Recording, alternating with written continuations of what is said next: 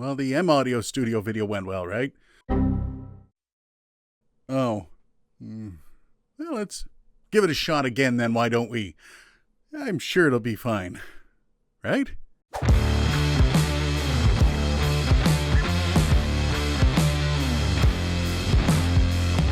So let's not turn this into a bloodbath like my M Audio video, and even worse, my Rodecaster Pro video. Please like if you like it, and try that other subscribe button if you really super duper liked it. Super duper duper duper duper duper. It just might save my sanity when doing videos like this. And in case you're interested, much like that ill-fated M Audio video near the end of this one, we're going to see if we can build a studio setup that is better bang for the buck.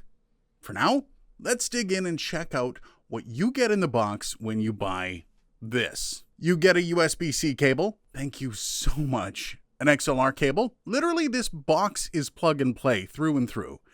You get Scarlett Studio headphones, a Scarlett Studio microphone, and of course the star of the show, the Scarlett Solo interface. Now, this is the heart of the deal. It's a fantastic starter interface for, frankly, anyone. And with that in mind, let's start with the interface. Now, this thing is a lot of value in a tiny box.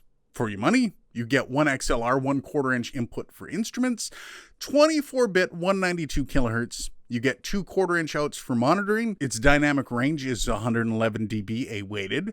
It's got 56 dB of gain range and an EIN of negative 128 dBu A-weighted. Which means if you push it hard, you should be able to get an SM7B mic'd through this. But do expect to be adding some gain in post. And this is a test of the Focusrite Scarlett Solo with an SM7B. Just so you know, my gain is set at about 98%, and this is how it sounds. I'm going to have to boost it in post. Oh, am I ever. And you want to check out up here, give or take, and I'll show you exactly how much I had to boost it. Now, just to give you an idea of the overdrive on the preamps on this, as soon as I go to 100%, this is the sound of the pre's kicking in. There it is. You can also kind of hear I do have a furnace fan going, which the vent to that is about 10 feet away from me, so 98%, 100%, 98, 100. Let me know what you think of the SM7B with the Solo. You think it's plausible? It actually doesn't sound too bad or overwhelming. However, I still haven't boosted it and listened, so we'll see. The knobs on this thing are decent. You got pretty awesome build quality all around. And honestly, there's no real complaints. And if you're into it for the adorable factor, I mean, this thing delivers. It's absolutely tiny. I mean, there are microphones that weigh more than this thing. Just look at how it compares size-wise to my Zoom H5, which is a handheld, by the way. Also, one thing that stands out on this thing, as well as a 2i2 and up, is the air button, which offers the sound a bit of a boost. Now, I've had it on this whole time. This is what it sounds like with it off. I'm not sure how much you can pick up about that, but it's supposed to just add a little bit of airiness to your voice. There it is. It's back on again. It is a nice touch, though not really a massive selling point.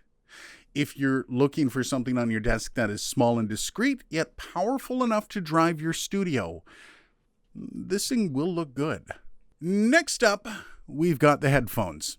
Now, if you remember the M Audio attempt at this, well, it didn't go too great as they were very bassy. Now, in case you're wondering, the reason you want reasonably flat sound from your headphones is because the finished product will sound off if you're mixing with colored headphones. Now, I do have a headphone video coming up soon, so if you're not already, get subscribed. You're not going to want to miss that. These ones, though, I didn't really mind. They are comfortable, though they don't have a side-to-side swivel, meaning taking an ear off can be, well, slightly uncomfortable. They don't have too much clamping pressure, and the ear cups do make a decent seal on the ear. And I'm not going to lie, though, they don't feel premium, and at this price point, I get it. But I do see some issues if you're going to buy this kit, namely the adjustment sliders. They are stiff, and you can feel movement within the mechanism. And the plastic, it feels cheap. I think one big drop and these things are basically going to eat it on your floor. So if you do own them, and you want to keep them. Try to be careful. The sound, though, it's not bad. I didn't find anything egregious, although they are a little muddy in the mids, and the high end is not quite as present as you want it to be. That said, they're not a long-term solution for your studio. Expect that these will need to be upgraded, perhaps sooner rather than later. This is where it gets a bit rough. But before we go over the sound of the microphone, let's look at it. It has a decent build quality. It's all metal construction. The grill has very little give to it, and I really do like the mount for it. All metal, screw on from the bottom. Just a decent showing from the build perspective. But sadly, that's about all I can say positive about it. Honestly, this is one of the biggest red flags you can run into with stuff like this. There are 0 specs on this microphone. I mean, it sounds okay in some situations, though I'm not a big fan of it on my voice. I find it a tad harsh, and well, it kind of seems like it was just thrown in the package to complete it. But with that in mind, why don't we put it through its paces? This is the off-axis rejection test of the Scarlett Studio microphone. I'm approximately 6 inches off the front of the mic, and this is how it sounds. I'm approximately 6 inches off the side of the mic, and this is how it sounds. Now I'm approximately 6 inches off the rear of the microphone, and this is how it sounds. And now I'm 6 inches off the other side of the microphone, and this is how it sounds. This is a plosive test of the Scarlett Studio microphone. Peter Piper picked a peck of pickled peppers. That thing's boosted. And now time to test the proximity effect on the Scarlett Studio microphone.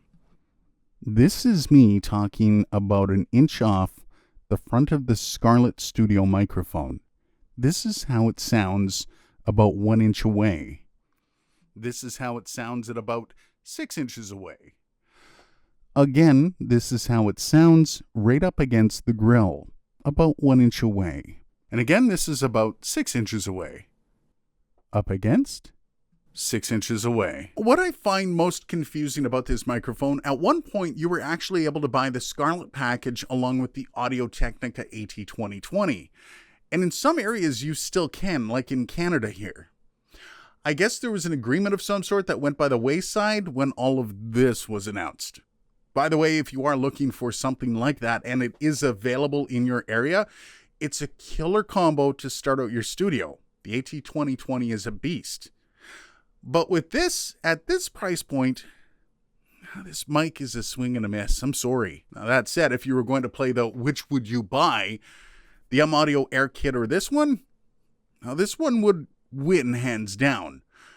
But instead of that, let's see if we can get you a setup with a kit around the same price, but with much better quality.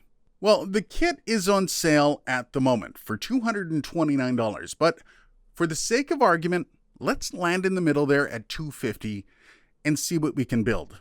Now, we're going to average out these prices for any other sales as well, just to give this thing a fighting chance. So, for the interface, nothing's going to change. The Solo is an amazing interface that goes above and beyond its price, and right now, once again, well, it's on sale too. So, let's meet in the middle, $135. Next up, we're going to take a look at the microphone, and honestly, well, it's hard not to recommend either the AKG P120 or the Neat Mics Worker B. Both are around the same price. The P120 is on sale, so it averaged out to about $89.99. Now, that puts us at about $225. That's not bad. Doesn't leave a lot of room though, but hey, I did say around the same price, right? Okay then, we're going to go over by just a tad. The Audio-Technica AT-M20X comes in at about $50. Now, to be fair, were you able to get the sale prices on everything that we've averaged out, this would probably all work out in the financial department. Otherwise, the total comes to around $270. It's close.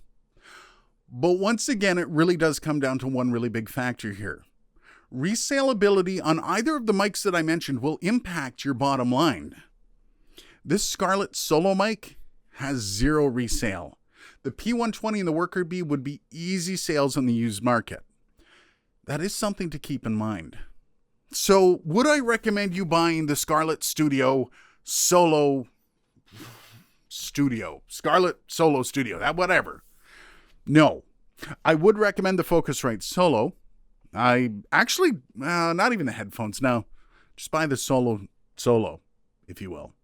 By the way, if you like this video, and maybe you want to see one that nobody else liked or fewer people liked, try the M Audio Studio Pack video. Truly loved by all, or not. Cheers, and I will see you in the next video.